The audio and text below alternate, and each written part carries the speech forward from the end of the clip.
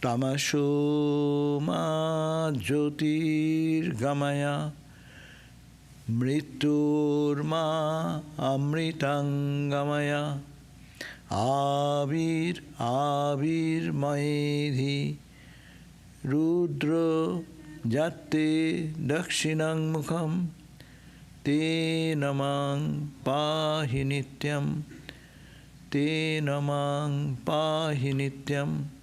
Om Shanti Shanti Shanti.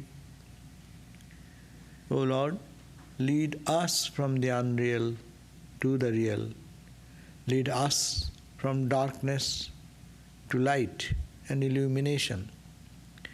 Lead us from death to immortality, and evermore shine in our hearts with your resplendent face. Om peace, peace, peace be unto us all.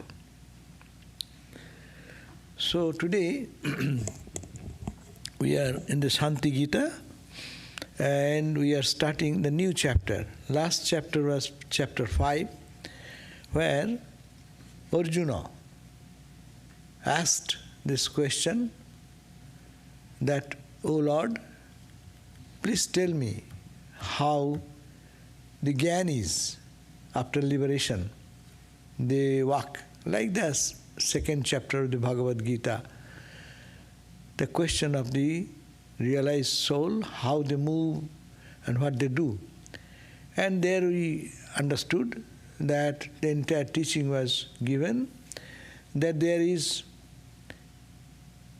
you cannot make them, characterize them in a particular fashion or particular way, that this is exactly the behavior of a knower of truth. Knower of truth, at the point of knowledge, their all bondage is cut asunder. As a result, they don't have new karma.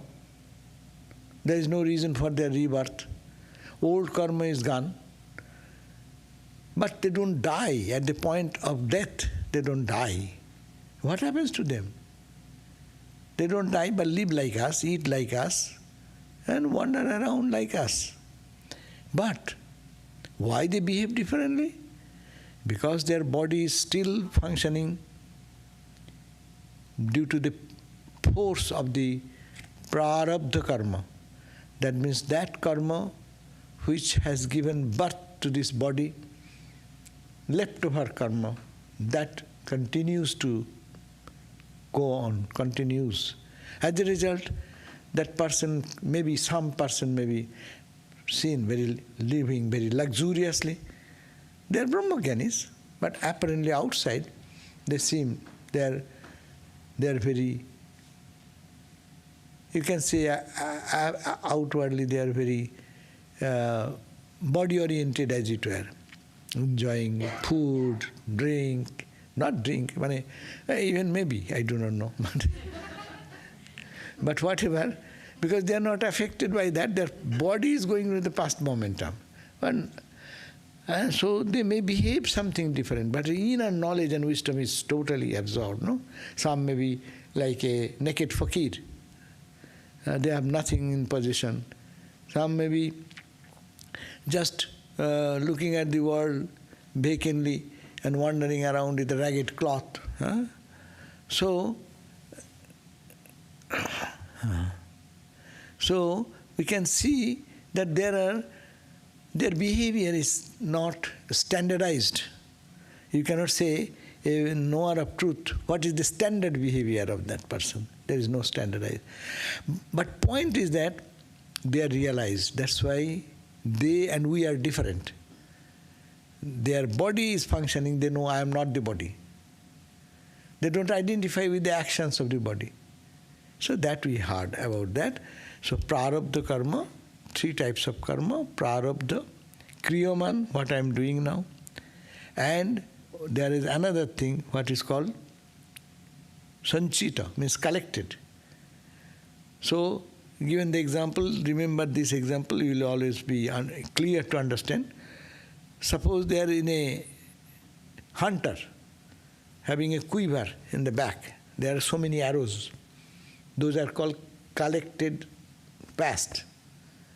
And now the hunter has taken one arrow and then put it, and then just released it. So this is the prarabdha karma, now continuing. It starts with the birth and moves in the trajectory till its momentum is zero. No? This is called the prarabdha. So that is called the collected. This is the prarabdha. And now during this trajectory, my mind, I have given little rope to think this way or that way, good or bad. Actions done good and bad, changing our character, we can do that. And by perfecting ourselves, at a certain point, the knowledge may dawn when this no more impact of the past karma, and this knowledge dawn. So what shall I do with these old things? They are also discarded. So what remains only, this body continues and the actions done in this life. Action done in this life also ends there when knowledge happens. So that's why Jnanis have no burden of life. But the body goes on because of the past started impulse. So they are free from everything. That is their freedom. They live in freedom, eternal freedom. Now today we start this chapter 6.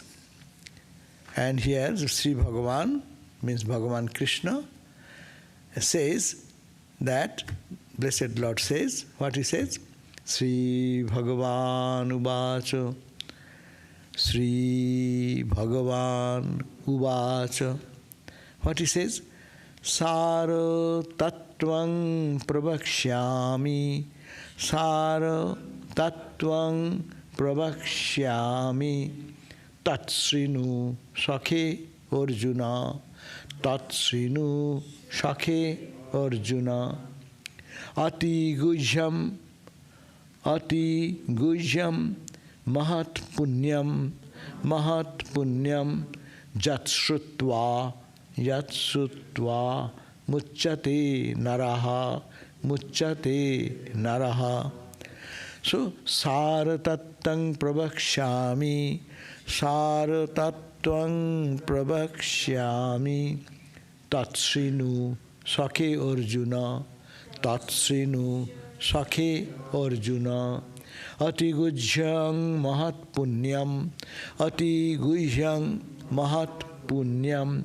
śrutvā mucyate naraḥ, śrutvā mucyate naraḥ. Bah! Such wonderful Sanskrit. Now we can learn this way. See? So what did it say? Sāraṃ tattaṃ pravakṣyāmi. Pravakṣyāmi means I will tell you. O Arjuna, Bhagavan says, Sri Krishna says, pravakṣyāmi, I will relate to you, I will tell you. What I shall tell you? Sāra tattaṃ. Sāra means essence, the cream, the truth. Tato is the truth, the essential truth, the cream of all truths. I will tell you now. Sāra tattvaṃ pravakṣyāmi, I will tell you. But you have to listen to that. Tat śrṇu. You listen that, O sakhe Arjuna, O sakha, sakha means friend. O my friend Arjuna, please listen to that. You know, there is a śrṇu means here, not hearing. śrṇu means listening. Do you make a distinction? Hearing and listening? Hearing means gone. Even it does not enter. It rebounds from here. Or even if it enters, it does not settle here anymore. Just go straight out to the other. So that's called the hearing. But when it settles down in the mind, you heard something, you say, oh, what he said? What Bhagavan said here? So that means your full attention. you listen with full attention. Spiritual life is serious. Yeah. It is not like just superficial something to hear. It is not like mundane thing. Mundane thing, not very deep and profound. You can hear, you can forget that. But it's a very serious subject. I am telling you, I will tell you, plus listen. And what you may say, why it is so serious? Atiguhyaṃ. Ati means extremely. Guhya means secret. It is very secret. Why very secret? Because you know it is everywhere. God is everywhere. But you don't see Him anywhere. God is everywhere, but you don't see anywhere. That's why it is very secretly, it is hiding everywhere. It is here, hiding Himself, as it were, everywhere. That's why it is atiguhyaṃ, very secret. And, okay, there may be many secret things in the world. CIA,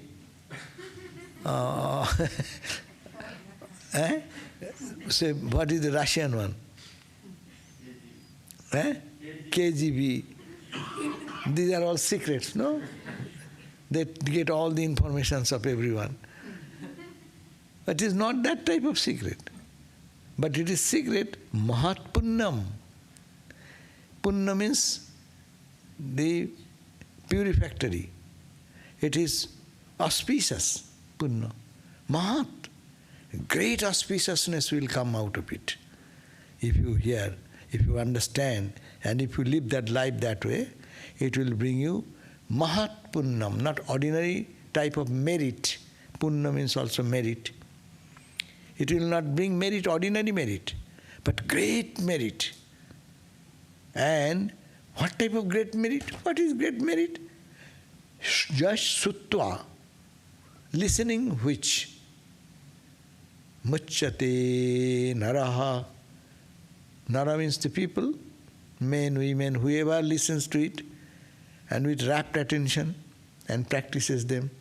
This secret of the secret, mucyate, is becomes freed from all bondage, all suffering, all going and coming of this life. This life is only, it is a torture. People think, how much joy is in the life and how much suffering is in the life. No, we are all searching for joy, but where is joy? So much penalty what to give. Swami Vivekananda said, "Ek bindu anande tare, ek sindhu sedo bindu jhare." You have to sweat, ocean full of sweating, to get one drop of joy in life. Hetha sukichamatiman, do you dare, do you wish to find joy here? So it appears joy, but hiding behind it is so much of suffering. Anything in the material world. But if you can see what is behind it, then you are established in joy and joy only. Your joy is endless joy. The big picture we were talking the other day. That is, if we can see the big picture behind the small units. See, you look at the one small tiny wildflower, and if you can see the beauty up there, and whose beauty, wow, what a grand creation. You can be marveled there, and you can enjoy looking at the one small tiny wildflower. So, that is the sukshma, it is the guhya, it's the secretive. And that releases us from our suffering into light, into illumination, into knowledge, into blissfulness, into joy and blessings. So this is the first verse. Bhagavan asks his friend, Arjuna, you are a friend, but here you are not a friend. Here I am the boss, I am the master. You have to hear. Friend talks to a friend, I know this, you know this, what you know, you don't know, I know. No, friend to friend talk like that. But when you talk, the spiritual talk, hey, śṛṇu, listen with rapt attention, because what I am telling, it is a secret of the secret. Atiguhyaṃ. And it is not only that, it's greatly beneficial and auspicious. It will bring all auspiciousness. And what auspiciousness? It will free you from all types of bondage and suffering from your life. So what the grand philosophy now, he will speak in one sentence. So, oh dear friend Arjuna, listen to the extremely secret and supremely auspicious essential truth that I am going to tell you. Listening to that, one will be liberated from all bondage. What is that? Naturally question, what is that? We all want, no? We all want liberation. We all want freedom. We all want joy. So what is that? pūrṇaṃ caitanyam ekaṃ pūrṇaṃ caitanyam ekaṃ tato nyat nahi kiñcana tato nyat nahi kiñcana na māyā neshvaro jīvo na māyā neshvaro jīvo deśa-kālāṃ deśa-kālāṃ. Again. pūrṇaṃ caitanyam ekaṃ pūrṇaṃ caitanyam ekaṃ tato nyat nahi kiñcana tato nyat nahi kiñcana na māyā neshvaro jīvo na māyā neshvaro jīvo deśa-kālāṃ deśa-kālāṃ.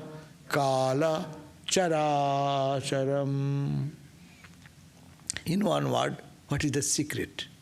What is that secret thing you are saying? The atiguhyaṃ, greatest of the secrets, and mahat puṇyaṃ. It will bring great auspiciousness. Even it will free you from all bondage. What is that? What is that special thing you are going to teach me? Bhagavan says, pūrṇaṃ.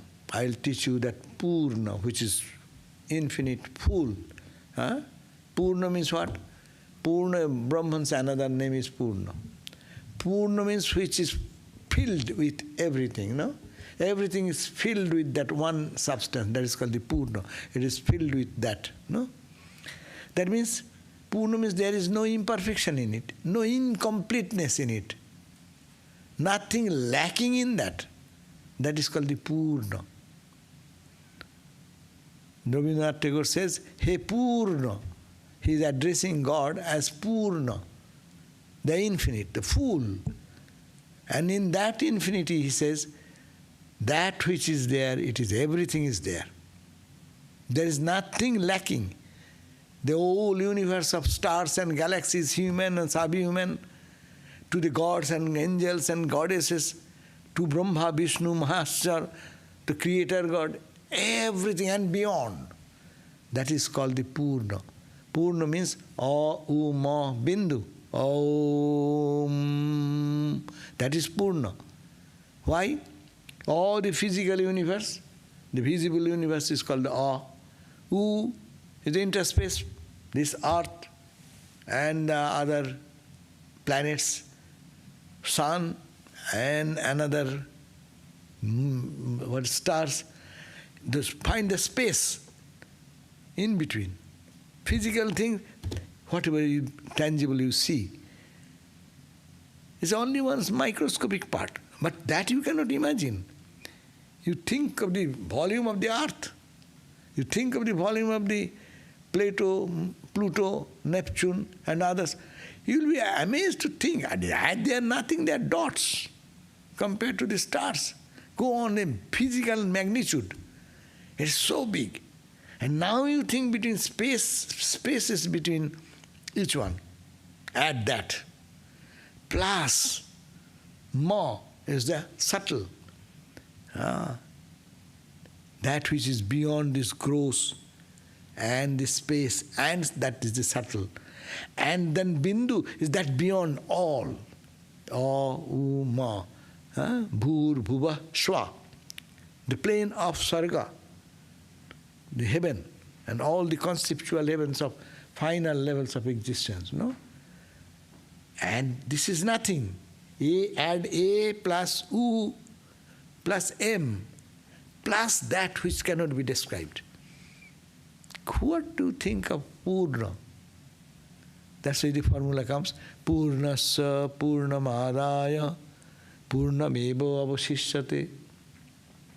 Pūrṇa, fullness, is such a thing, you subtract, 5 minus 2 is equal to 3.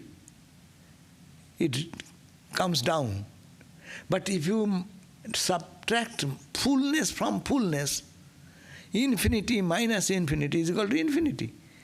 It's a unique thing. Infinity plus infinity is another infinity. Another, no another. You are just using some vocabulary. To understand infinity, then you cannot put any question. So, that is called pūrṇa. That's why he says, if you subtract pūrṇa, infinite, from the infinite, infinite remains the same. You add infinite with the infinite, it remains infinite. So infinite is that, and that is our very nature. So I will talk about that pūrṇaṃ. You see, these are all to be contemplated. If we read one line in translation quickly, I can finish it today, the 6th chapter. But the question is that this book is for contemplation. Take one word, pūrṇaṃ. You think that your meditation is difficult. Why meditation is difficult? Just sit, think, pūrṇaṃ. What is pūrṇa? Think the visible universe of solid existence. Whatever is in the solid, visible, tangible, to the microscope, to telescope.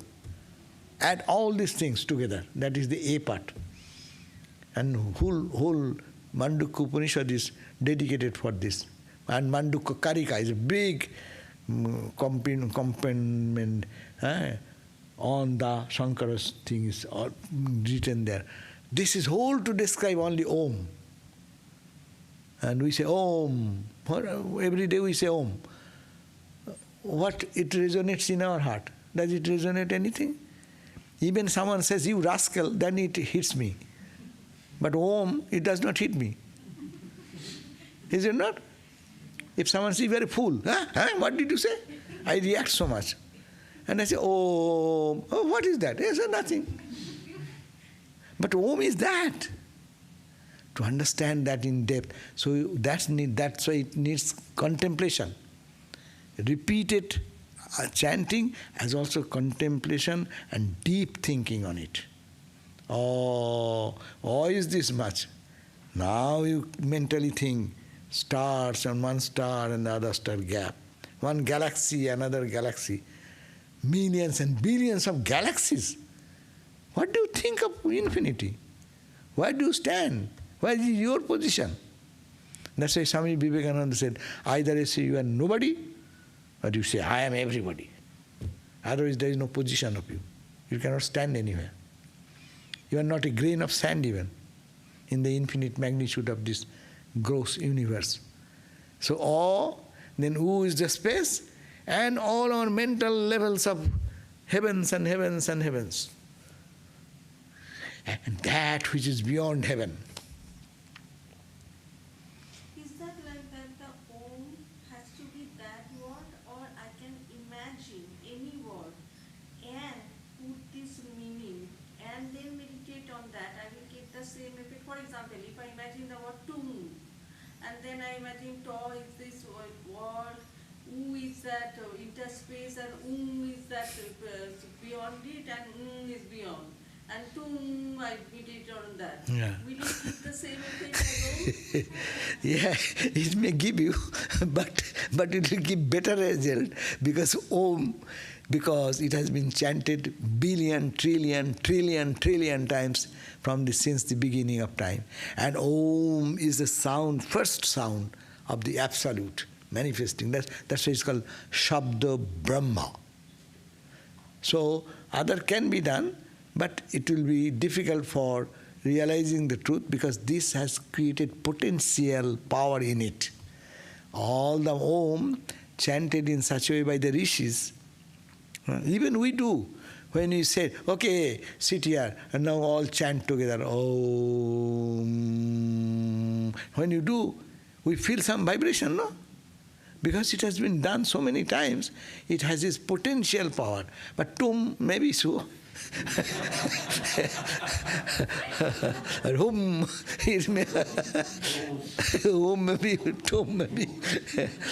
But that will take, to create that spiritual energy into it, it will take time. But every sound, Kali Pancha Sad Varnamai, so all the letters are expression of Brahman. So anything can be done, but this is the sages have done it so many times that it has its own potential. When there is no concept of gods and goddesses, Om was the only subject. That's why Om iti etat in the Chandogya beginning, Brihadaranyaka Upanishad, they are all talking about Onkara. Onkara Upasana is a big chapter, Udgita Upasana. So those are given there, so to emphasize that aspect of it. So pūrṇaṃ. But pūrṇa, full with what? Full with sadness? Full with helplessness? No, pūrṇaṃ caitanyam. It's all consciousness. It is pulsating with consciousness. Everything is consciousness and consciousness and consciousness. That pūrṇa plus it's another quality. You may say, why this quality you are talking about? As the sages will say, you don't understand it. For the understanding of the fools like us, they use these words. These words should not be used for Brahman. Nothing can be used for God, absolute God. But then why do you use the word? Only because you are a fool. You don't understand. That's why I have to tell you something else, so that you can catch it. So that's why Bhagavan says that is pūrṇaṃ caitanyam. So we know many Chaitanya. Chaitanya means awareness, Chaitanya means consciousness. We may misuse it. My consciousness about this material object, my inner feeling about this, no? So different Chaitanya. No, it is not talking about diverse of Chaitanya. Ekaṃ, one absolute consciousness, filled with all over, filled with one absolute consciousness. Pūrṇaṃ caitanyam ekaṃ. Pūrṇaṃ caitanyam ekaṃ. Sat tataha. And that is what? That is sat. Sat means it is there. Whether you know it or not, it is there. That's why Kathopanishad gives a very grand explanation. It gives how to reach that sat, eternal, absolute, full, pūrṇa. It says, Asti iti eva upalabdhabha tattvaṃ prasidati. He says that first start your spiritual journey thinking that God is, Brahman is, pūrṇa, full, is. That is the osti. If you start with seeing it is, then you will reach that tattvaṃ, the principle of this ultimate spirituality. You will reach that, you will attain that. How that? You know, everyone says the table is, the chair is, microphone is, the floor is, the computer is, the channel, this bright light is, the wall is, space is it not? It is very easy to catch. Is part of Brahman. Brahman has three parts. Brahman has no parts. But we are saying three parts. Again, for we people who don't understand. So the sages were kind enough to explain that Brahman has three parts. One is Sat part, existence, another is the Chit part, consciousness, another is Ananda part, bliss part. Sat, Chit, Ananda. But this is too conception, it does not come to my conception. But you can catch the Sat part, existence part of Brahman everywhere. Anyone can do that. A child can think that sky is, the birds are there flying, the trees are there, plants are there, rocket is moving, the rotation of this thing is going on. Is, existence, existence, existence. But we have varied existence. You can make it one existence. How? Wipe out the name and form. You say John is, Mary is there. Wipe out John word. Wipe out Mary word. Wipe out table, pews, floor, chair, microphone. Wipe out that line. And one remains is.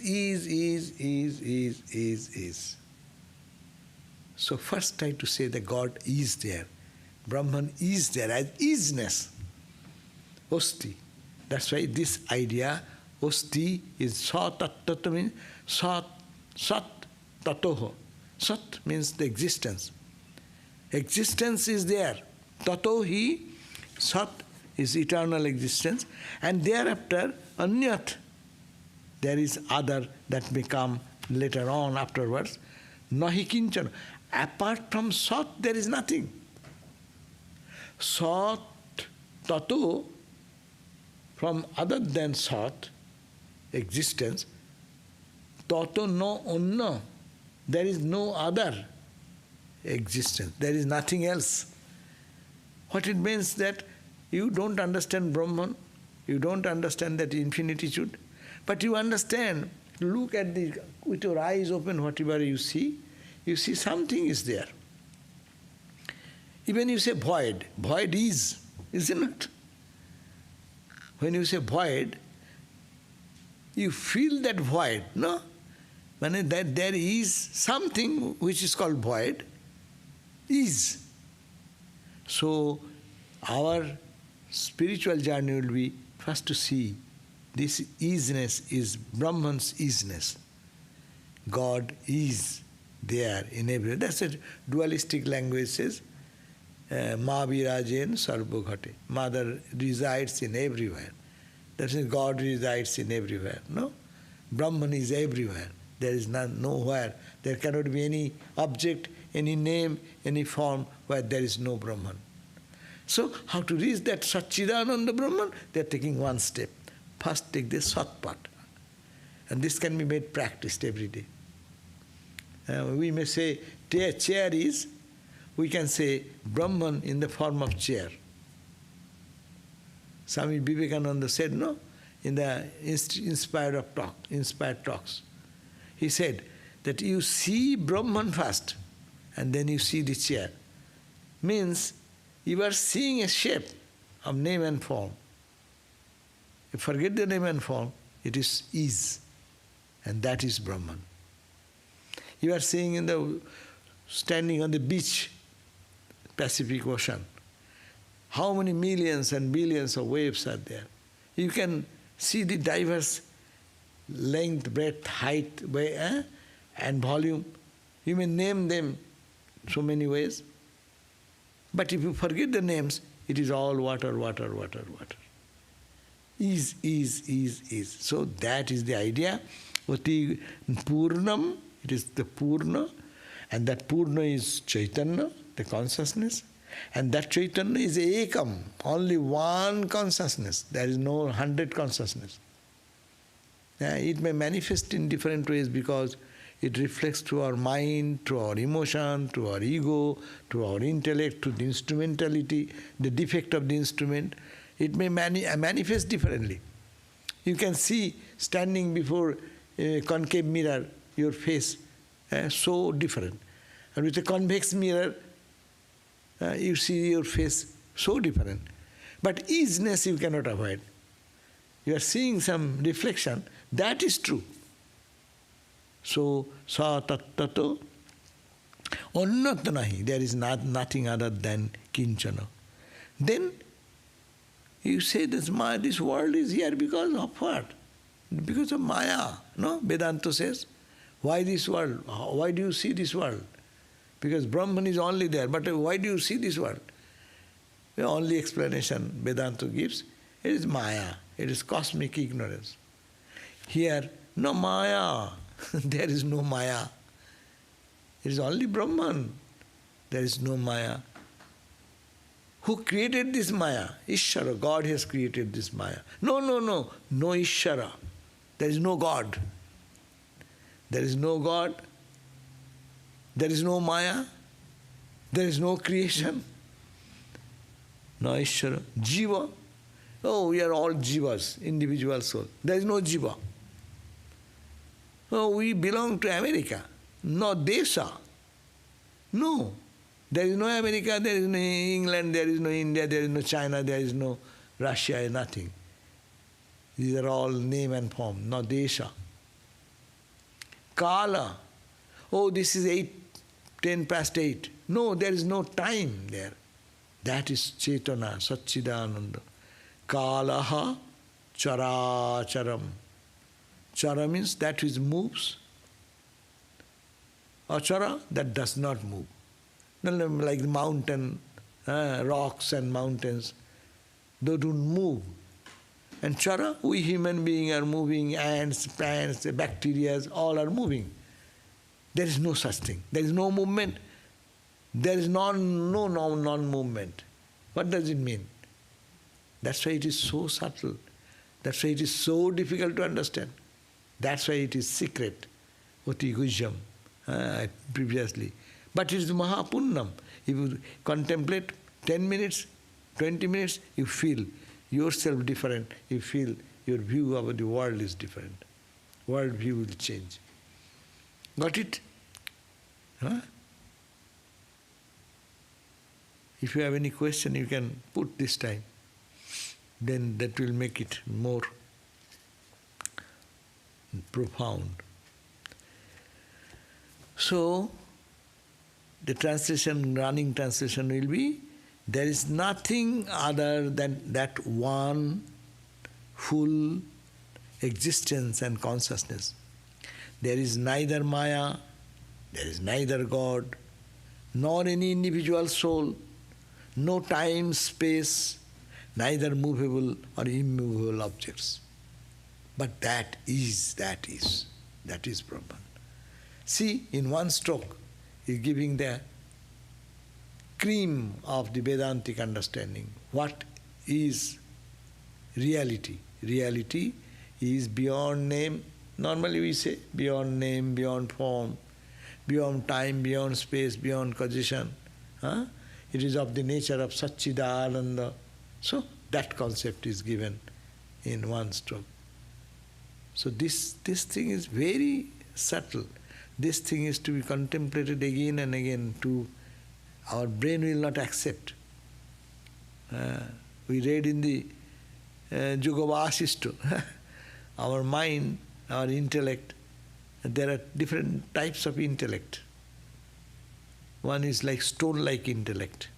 Stone-like intellect, you take a nail and hammer it on the stone. Instead of entering inside, it will come back way. So this type of thought, you try to penetrate here, it comes out this way. It does not enter. And then there is another type. It's called the rubber-like. Rubber, you push, and it will hold a pin if you push. But you release it, it falls down. Because its stability does not stick there. There is another type that is called the oil-like. Skin-like. Yes, skin it stays for some time. And last is oil-like. Oil-like mind is good. You put a drop there, oil, it spreads all over the. So you catch it, your brain takes it, and it spreads all over your understanding. So that is the best buddhi. The Yoga Vasishta talks about that 4 types of buddhi. So our buddhi will not take this. That's why they have to start. First they talk about the highest idea. Of course it is given to Arjuna. He understands much more because he already had the Bhagavad Gita beforehand. And also he had the Vishwarup Darshan, the cosmic vision he had, no? But still Maya covers again, no? See, even after that experience, if you live in the world of Maya, Maya again covers.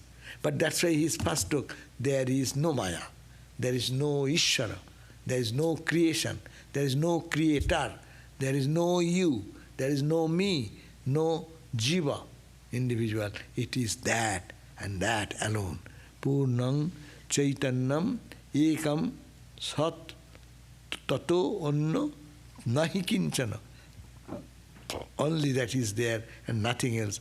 Na māyā, na īśvaraḥ, na jīvḥ, na deśa, na kāla, no space, no time, no movable and immovable objects in the world.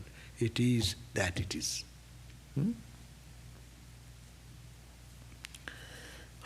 That's okay.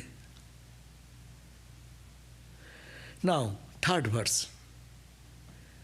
Na tattvaṃ naham nama na tattvaṃ naham nava prithvi neme loka bhuvādayaha kiñcana kiñcana ostiyopilesena ostiyopilesena nasti nasti iti niśṛṇu nasti nasti iti niśṛṇu. Again. Natvang nahang nava prithvi natvam nahang nava prithvi neme loka bhuvādayaha neme loka bhuvādayaha kiñcana asti opilesena kiñcana asti opilesena nasti nasti iti niśṛṇu nasti nasti iti niśṛṇu. So, natvam. Oh Arjuna, you are there? No, no, no. There is no you. Natvam. You see, I am Krishna saying, no, no, no. Naham. I am not. Na prithvi, you see, this earth is there. No, no, there is no earth. No, neme loka. This plane, the earthly plane, this plane of existence. No, no, there is no such plane of existence. No, bhuvādaya. Bhuvādaya, bhuva, swa, maha, jana, tapa, satya. There's 14 planes in Hinduism. 7 hells are there, not one hell, and 7 heavens. That's why Hindu hell is good. 7 places are there. We may be placed according to our bad karma, whichever plane. Severe punishment, lower punishment, less punishment, like that. And heaven also. Good work, little good work, one heaven. A little more good work, another heaven. Go on, 7 high. Bhur, bhuva, swa. Bhu is the plane, is the middle part. Bhuva, swa, maha, jana, tapa, satya. These are the higher planes. And go down, tala, atala, sutala, patala, talatala, rasatala. Rasatala means?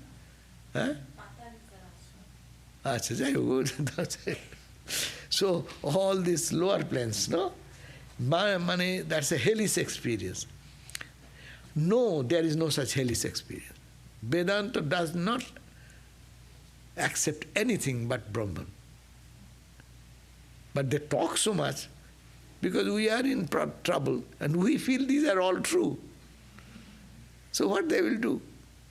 the example given that the child has got a great fear that somebody told there is a ghost in this house. And child believes. And child will never go that direction. And anyone goes that direction, they will be crying and weeping. So, because he has created a ghost idea, and somebody may have, in the childhood, have told, like, don't go there, just to prevent him not going to that side alone, they create, there is a ghost, it has 2 horns, it will be attacking like that. Some misconception has been given. And it has entered into the brain. No? Now, to take out the fear of the child, mother one day created a false ghost and kept it in the corner. And then the child said, and really he saw something ghost-like. 2 horns and these eyes are big and this and that, violent looking. And baby child and cried out. The mother said, oh, is it so? Is this the ghost? I will kill it today, come. And then put some fire or something to destroy that. And then the child feels, oh, the ghost is gone. We are living in the ghost idea. This world is a ghost. It has been given a wrong interpretation. You know what the communist people do? They brainwash. They wash your brain. This world, these are all rich people, kill them. And these poor people, they should be served. Whether you serve or not, kill them first. And take the money in your put in your pocket. Huh? But not thinking that really they are poor, I like to raise their condition. Very few cases we find. That's called, we used to call brainwash. Young bright boys and girls, they have been given this noble idea, and they, because of the idealism, they think it's a good idea.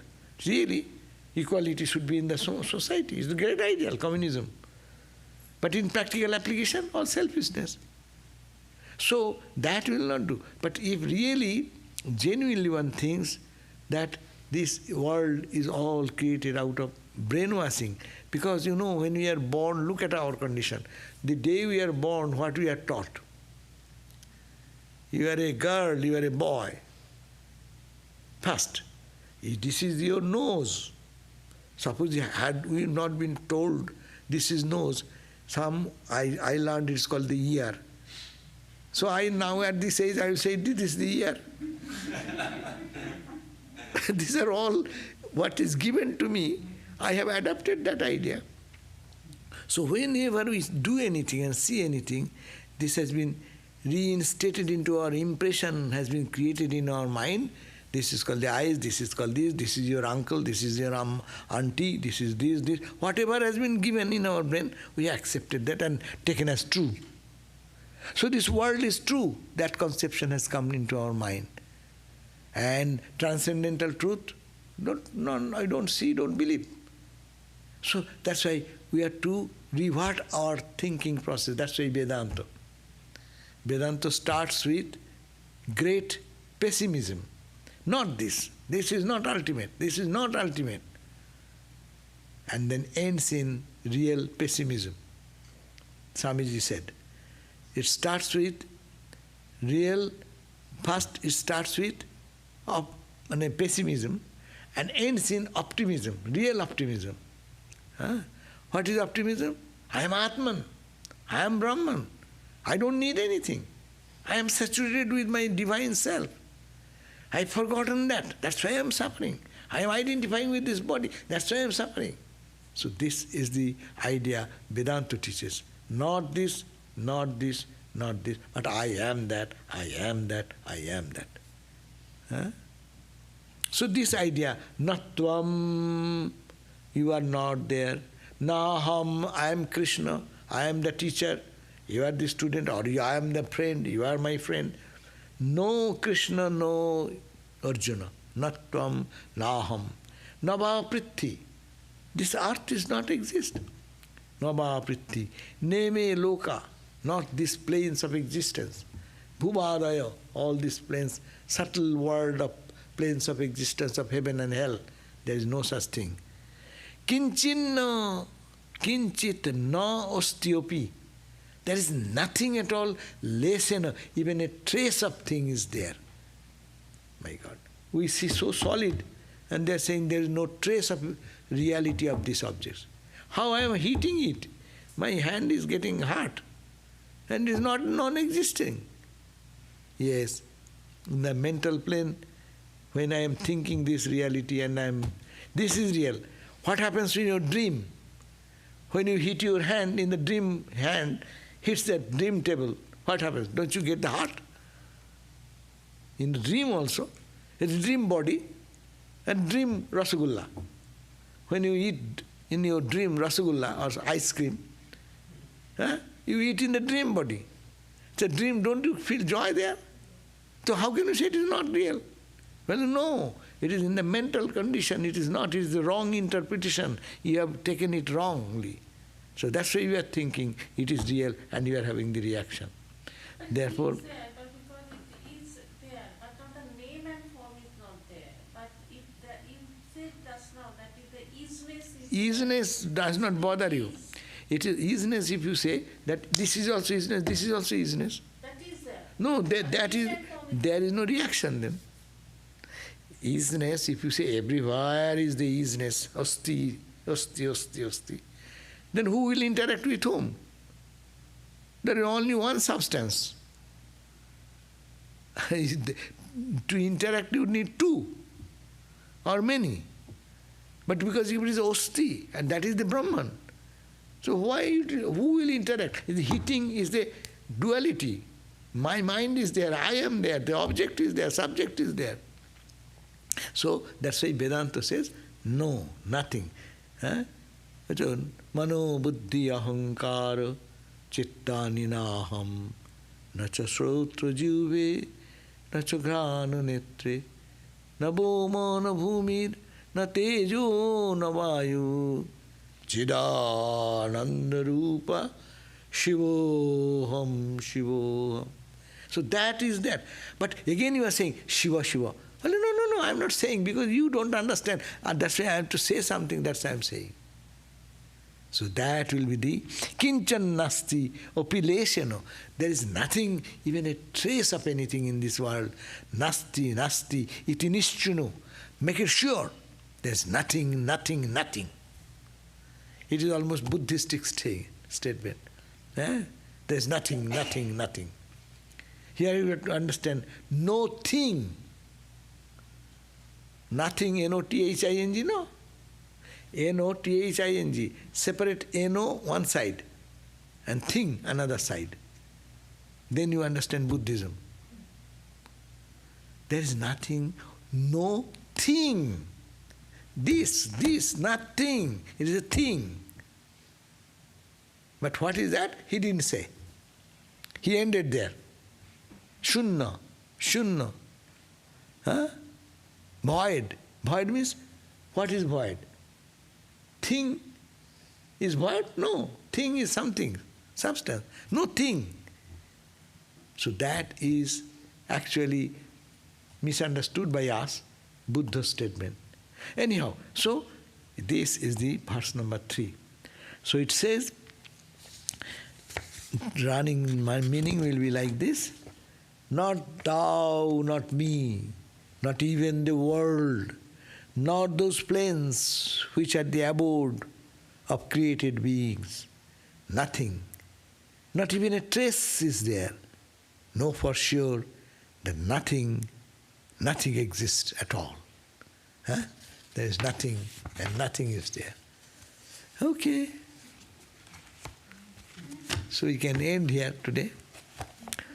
You have any question? Everyone has understood so well. Nothing, that's the point.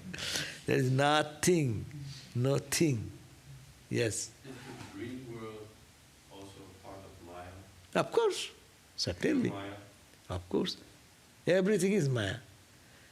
Maya means that which is not but appears like that, that is called Maya. The Sanskrit is not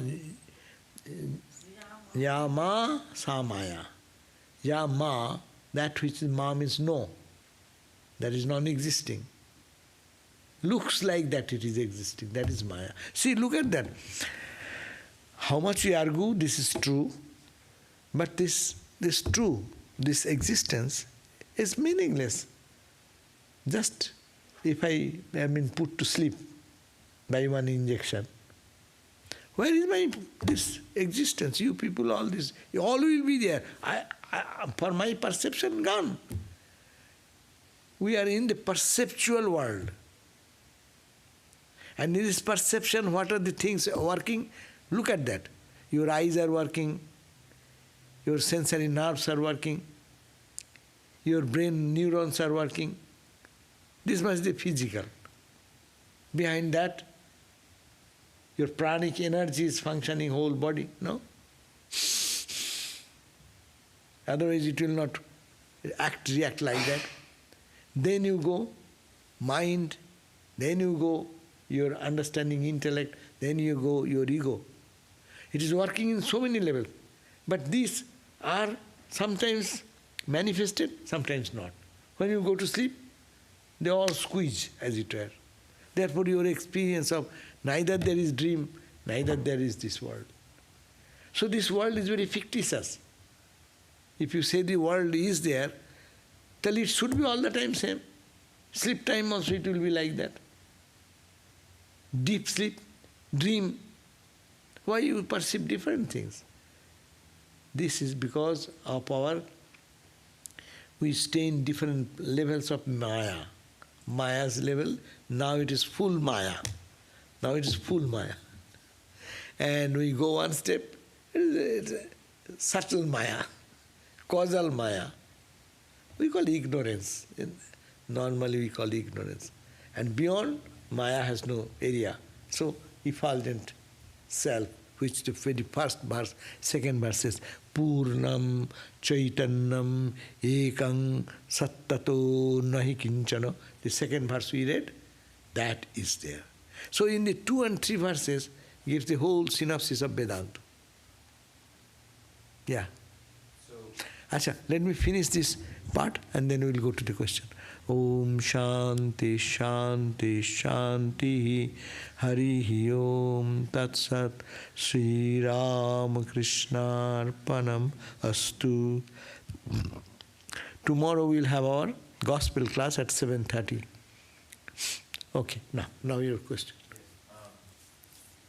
so from Krishna, he's telling Arjuna this message, yes? And so who does Krishna take himself to be in this case if he's saying none of this exists? I guess I'm trying to contemplate and understand his vantage point. If he's like the Lord, but he's saying that īśvaraḥ doesn't exist. So then, I guess I'm just trying to understand how those two things, what's his experience, how do those two things... īśvaraḥ exists now. When we are here now, you are there, I am there. So we think this created world, sun, moon, stars. So who has created? Natural question comes. This temple is here. Who has created this temple? Who is the architect? Who is the engineer? There should be somebody. So looking at the whole universe, so long we are seeing and perceiving this, for an intelligent man this question will come. And then we will say it is God. Some creator, you name it whatever way. In some religion it will be called Allah. In some religion it will be said Brahman, Atman, Ishvara, God. Forget about those. Some creative intelligence, cosmic intelligence must be working behind. This is our assumption to understand that. That's why when we are talking in the level, there is God, there is creation, there is a system, there is a plan, there is time, there is space and causation. No? These are all rational things. But is it so? Is it so? No. Then you analyze yourself. If I go to think about my dream state, this whole world does not exist for me. So where is the God? Question of God does not come here. Because I live in another realm of world, which is that world. My mind has created that entire world. I am the boss there. I am the creator of my dream. And not only I am the creator of dream, I have created myself in that dream. I have created all the people, good or bad people, who are playing in their role. It is my creation. No one has come here. You didn't come to my dream. I didn't go to your dream. So the mind is showing you this whole horizon, no? So who is the creator there? You are the creator there. Your mind is the creator. Now you go. When mind also collapses when you go to sleep. Mind are tired. Mind gets to sleep. Mind sleeps, there is nothing. So who is the creator? There is question of creator. You can think, oh, but I was happy there. Everyone feels joy, is it not? When you go to sleep, deep sleep. That's the most peaceful experience of our life, no? In ordinary plane. Where that peace comes from? We make a back calculation. There must be some peace which my mind, though sleeping, but came very close to that joy or peace. It gets a feeling of joy. That's why we come back and say, I was happy. I slept well. I had a good sleep after so many days. So this is it cannot be caught directly, but back calculation we can find out that source of peace, that is called Brahman. That is called Atman. And if you call, he creates this, okay, then you can say he is the īśvaraḥ or the God, creator God here. Understand? So this is so long we are in the world of duality, we will have to accept God. But when you transcend and go to that level by meditation, you go inwardly, avoiding this external world, go deeper into your mental world. Actually, meditation is what? Meditation means you are going to your mental world. You mentally thinking the divine form of Christ, divine form of Rama or Krishna or Rama Krishna, no? So your mind is creating a divine form first. And that creation, because it is a truth, expression of truth, Guru has taught us and we learn and do that, and chanting the mantra, it becomes tangible and pure. And when it becomes tangible and pure and full of light and illumination, what happens? Then you see that experience and feel that experience. It is the truth. And they call go to samadhi. People is deep samadhi. That means he is not in the world. You beat a drum near him, he does not hear. His mind has been withdrawn from here, and mind has been pure, and mind has merged into the infinite ocean of love. So there, nothing this world is. There comes this point, what the third verse we read. There is no earth, there is no sun, there is no moon, there is no you, there is no me. But everything is here when we are in the waking state. Or even in your dream state you may have. But in the deep sleep state, which you go, you can go by meditation with your mind very alert. In sleep time we go into dozingness, dozing mood. We have no awareness. But when you meditate you are fully aware and you are moving inward and inward and inward. And when you go and touch that ground, that of the ultimate samadhi or merging, then you are a transformed personality. That truth remains so vibrant, all this vanish. So this is to be experienced. When this happens, can you still experience the forms of... When that experience... When this experience happens, can someone in that experience still experience forms? And when it happens in experience, then you are not there. You are lost. After that experience, when you come back into the body consciousness, then you will have a memory of that joy. And that's why all the holy people talk about joy. All the Upanishads, Gita, they are talking about jang labdhva chaparang labham, attaining which people don't expect for any other thing. That is the bliss absolute. They talk about that because remembering that experience coming down to the level here. Okay? Okay. Om Shanti, Shanti, Shanti. Peace, peace, peace.